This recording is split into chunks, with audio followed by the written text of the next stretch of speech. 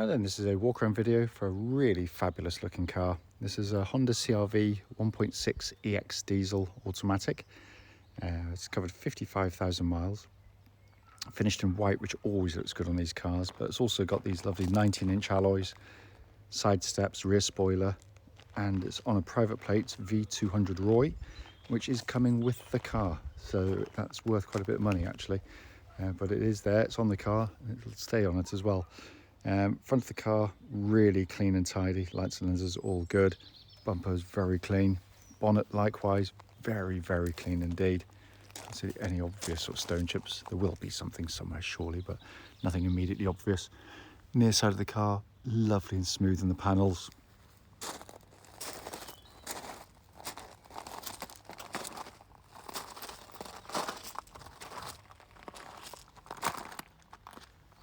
Come around the back of the car, which has always been my favourite angles when they've got this spoiler on, because it just it's subtle, but it works really well.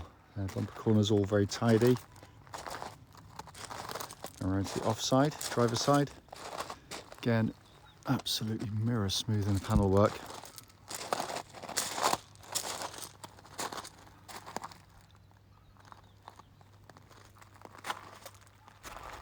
It's a very, very, very smart looking car, this one, I have to say.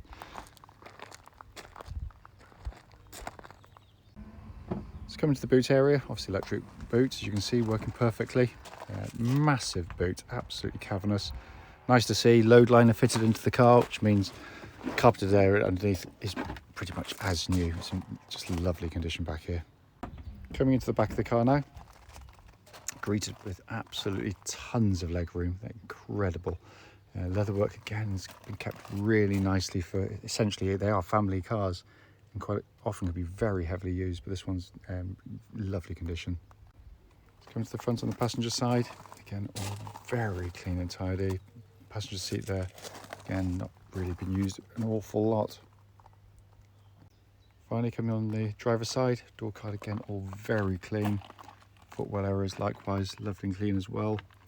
And driver's seat in absolutely lovely condition. So inside the car now, engine's running as is always the case, so the dash can be seen illuminated. Dashboard just looks pretty much as new, in all honesty. Sat nav working exactly as it should. Pop the car into reverse. Get that lovely clear grid parking camera, which you can configure to some degree, but has been kept very, very, very well. Then up to the dash binnacle. Hopefully you can see 54,594 miles. There are no warning lights on the dashboard at all.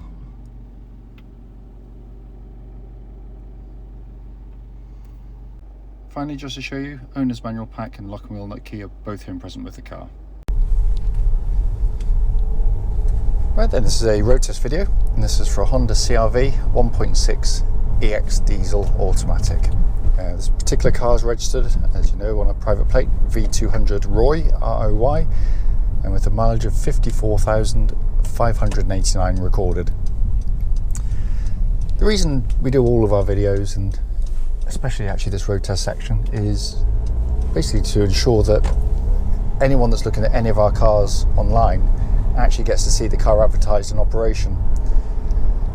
We feel it's important basically because we know to our cost, unfortunately, that we've been to see cars which have looked perfectly good in photographs and description, only to get there and find out there's a fundamental issue with the car, which we'd much rather known about before setting off, so hence that's why we do it. Also done on these very quiet country roads very close to our premises, and this actually forms part of the road test route we take our customers on, and we do that hopefully so it'll be representative of what you feel yourself if offered a test drive in the car. So coming to the car, been very, very well maintained. All of its servicing right at the service we've just done have been done by the Honda main dealers, and it feels it immediately when you get in the car. It just feels as tight as a drum in every single way. Engine starts with a push button start on these top of the range cars. It settles to a smooth, even idle. There are no warning lights on the dashboard at all relating to the engine or any other part of the car, and temperature gauge is running at a third, which is exactly where it's meant to be. But a superb diesel engine. This is the higher horsepower twin turbo engine, so it's 160 horsepower, pulls really, really keenly. Got a lovely power delivery to it as well, and works brilliantly with the automatic gearbox, which isn't always the case actually. Some cars just don't seem to sort of work well with them, but this is a lovely combination. It's smooth and quiet on the move, especially when you're cruising along. But yeah, great engine. Auto gearbox, you've got 9 speeds. Clearly you've got a ratio for every situation. Gear shifts are quick, they're smooth. It's a lovely car to drive in every way, and the mechanicals, like everything else, just feels incredibly tight on the car, which you'd expect, obviously, given a low mileage. Steering of the car tracks absolutely dead straight. There's no vibrations at this speed or any speed up to the legal limit, and it's a lovely power steering system as well, because it's really nicely weighted. The car feels very confidence inspiring, very solid on the road, and it's the best way to describe it really. The steering itself, again, incredibly car-like. It's precise and accurate. You point the car and it follows absolutely faithfully. And again, that's not always the case with this kind of car. There can be excuse for some manufacturers to give them slightly commercial van feel to them.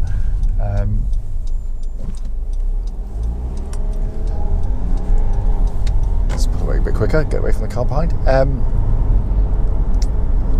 The chassis of the car, the CR-V is the best-selling SUV in the world, so there's Honda know what the vast majority of the customers want, and what they deliver is brilliant. Because you can go through the corners, corners nice and flat. There's not lots of body roll, which is really good for passenger comfort, particularly ones in the back.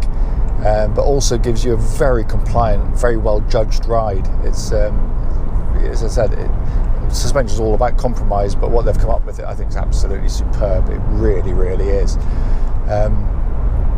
Whilst on test drive, what I'm tending to listen out for is any sort of nasty clonks or bangs, and there's a bump here which is horrible there. It's absolutely horrible bump, that one, but if it's going to do anything, it'll show up there, but there's nothing at all, absolutely nothing. Just going to get around the corner, give the brakes a good old shove, make sure no one's directly behind.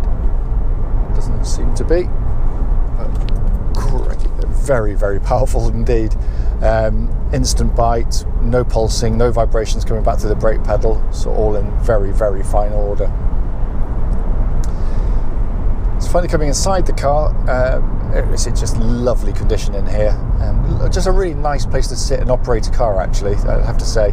I've got one, my wife's got one, so we're absolute fans of them. But it's lovely because it basically, you feel very confident in them. They've got brilliant visibility, massive wing mirrors. You can place the car on the road confidently, not worrying about traffic. You can see everything coming. It's just a very easy car to get in and drive. I'm just going to swing around here. The dashboard is, it's a very well equipped car. There's lots of stuff in here, but what's nice about it is it's not overwhelming. It's pretty easy. After a few days of driving, it all becomes second nature really very easily indeed. As I said, lovely condition, sat nav working absolutely perfectly. Likewise, the climate control, which gives you different temperatures side to side if you so wish, pumping out absolutely ice cold air currently. Heated seats, again, all working exactly as they should. What I love about Hondas, when you move things, they've got that beautifully damped feel to their controls. They're brilliantly put together cars. No squeaks, no rattles. It's as solid as a rock. It really is.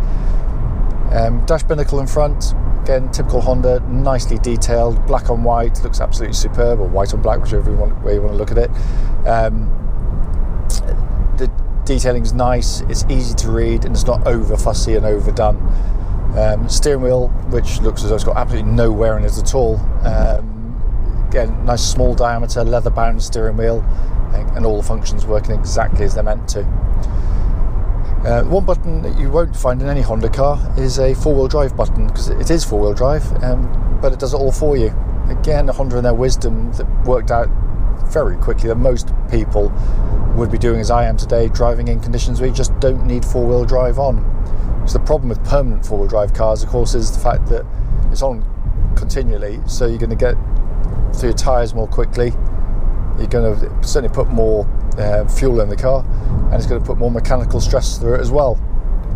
The way this works, very simply, if the front wheels start to lose grip, so a bit of snow or mud or ice or something, before you can react, it brings in the four-wheel drive. It's seamless in the way it operates as well. Absolutely brilliant.